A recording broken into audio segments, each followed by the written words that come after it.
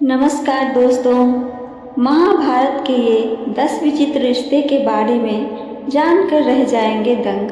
आइए जानते हैं हम आज वो 10 विचित्र रिश्ते के बारे में। आज हम आपको लेकर चलेंगे महाभारत की गहराइयों में, जहाँ हर रिश्ता एक कहानी है और हर कहानी में छिपा है चौंकाने वाला सच। वीडियो को अंत तक जरूर देखें, क्योंकि आखिरी रिश्ता आपको अंदर तक खिला देगा। रामायण और महाभारत में भारत का प्राचीन इतिहास दर्ज है। महाभारत में रिश्ते और उनके द्वंद्व, जिसमें छल, ईर्ष्या, विश्वासघात और बदले की भावना बाहुल्य है, लेकिन इसी में प्रेम, प्यार, अकेलापन और बलिदान भी है। आइए जानते हैं महाभारत के ये 10 विचित्र रिश्ते, जिन पर शोध किए जाने की आवश्यकता है। पहला, धृतराष्ट्र, पांडु और विदुर। गंगा पुत्र भीष्म की प्रतिज्ञा के बाद शांतनु ने सत्यवती को 2 पुत्र मिले। पहला पुत्र चित्रांगद रोगवश मारा गया और दूसरे पुत्र विचित्रवीर्य। जब कोई संतान नहीं हुई तो सत्यवती के पराशर से उत्पन्न हुए पुत्र वेदव्यास के कारण विचित्रवीर्य की पत्नी अंबिका के गर्भ से धृतराष्ट्र जन्मे। अंबालिका के गर्भ से पांडु का जन्म हुआ। इस बीच एक दासी से वेदव्यास के पुत्र विदुर का जन्म हुआ। दूसरा, सौकौरव। गांधारी को धृतराष्ट्र से जब कोई पुत्र नहीं हुआ, तब सत्यवती ने अपने पुत्र वेदव्यास को बुलाया और वेदव्यास के कारण गांधारी ने गर्भ धारण किया। उनके गर्भ से 99 पुत्र एवं दूसला नामक एक कन्या का जन्म हुआ। सोचिए, वेदव्यास के कारण ही धृतराष्ट्र का जन्म हुआ था, तब धृतराष्ट्र का 99 कौरवों से क्या संबंध हुआ। तीसरा, कृष्ण की बुआ कुंती।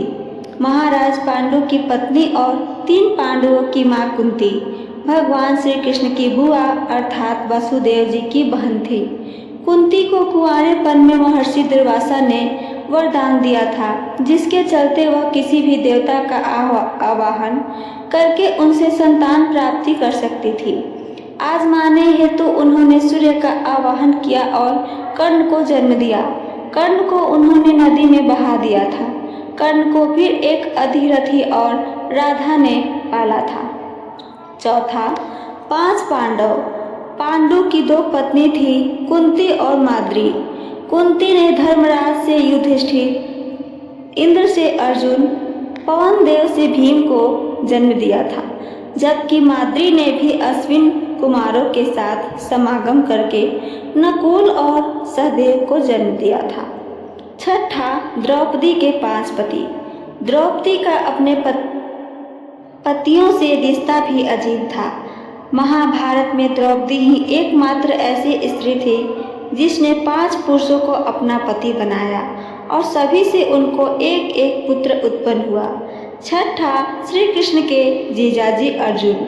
महाभारत में भगवान श्री कृष्ण के सखा थे अर्जुन, लेकिन अर्जुन ने जब श्री कृष्ण की बहन सुभद्रा से विवाह किया तो वे उनके जीजा भी बन गए थे। बलराम सुभद्रा का विवाह दुर्योधन से करना चाहते थे, तब श्री कृष्ण ने अर्जुन को सुभद्रा हरण की सलाह दी थी। 7वां, श्री कृष्ण का समधी दुर्योधन।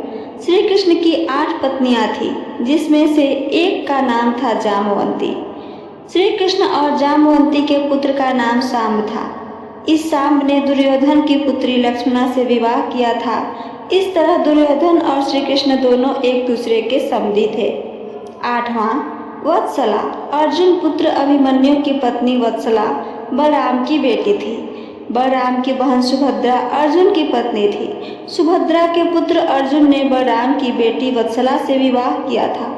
अभिमन्यु का एक विवाह महाराज विराट की पुत्री उत्तरा से भी हुआ था। अब सोचिए, सुभद्रा बलराम की क्या हो गई। 9वां, युयत्सु। धृतराष्ट्र का एक बेटा युयत्सु था। युयत्सु एक वैश्य महिला का बेटा था। दरअसल धृतराष्ट्र के संबंध एक दासी के साथ थे, जिससे युयुत्सु पैदा हुआ था। युयुत्सु ने अंतिम समय पर बदलकर पांडवों का साथ दिया था। 10वां, इरावन की पत्नी बने श्री कृष्ण। अर्जुन के बेटे इरावन ने अपने पिता की जीत के लिए खुद की बलि दी थी। बलि देने से पहले उसकी अंतिम इच्छा थी कि वह मरने से पहले शादी कर ले, मगर इस शादी के लिए कोई भी लड़की तैयार नहीं थी, क्योंकि शादी के तुरंत बाद उसके पति को मरना था। इस स्थिति में भगवान कृष्ण ने मोहिनी का रूप लिया और इरावन से न केवल शादी की बल्कि एक पत्नी की तरह उसे विदा करते हुए रोए भी। 11वां, बुआ की बेटी से विवाह। भगवान श्री कृष्ण की 8 पत्नियां में से एक मित्रविंदा थी। एक दिन कृष्ण व विहार के दौरान अर्जुन के साथ उज्जैनी गए और वहां की राजकुमारी मित्रविंदा को स्वयंवर से वर लाए। मित्रविंदा अवंती के राजा जयसेन की बेटी यानी राजकुमारी थी। उसके भाइयों के नाम विंद और अनुविंद थे। वो दोनों ही कौरवों के सभासद थे। पौराणिक मान्यता के अनुसार मित्रविंदा उनकी बुआ की बेटी थी। मित्रविंदा भगवान श्री कृष्ण को चाहने लगी थी। जब घर वालों को इसका पता चला तो उन्होंने उसका विवाह जबरन दुर्योधन से कराना चाहा। दुर्योधन भी उससे विवाह कर अपनी राजनीतिक शक्ति बढ़ाना चाहता था, लेकिन ऐसा हो नहीं सका। श्री कृष्ण और बलराम को इसके लिए कौरवों और मित्रविंदा के भाइयों से युद्ध करना पड़ा था। तो दोस्तों, ये थी महाभारत के 10 विचित्र और चौंकाने वाले रिश्ते। कौन सा रिश्ता आपको सबसे ज़्यादा विचित्र या भावुक लगा?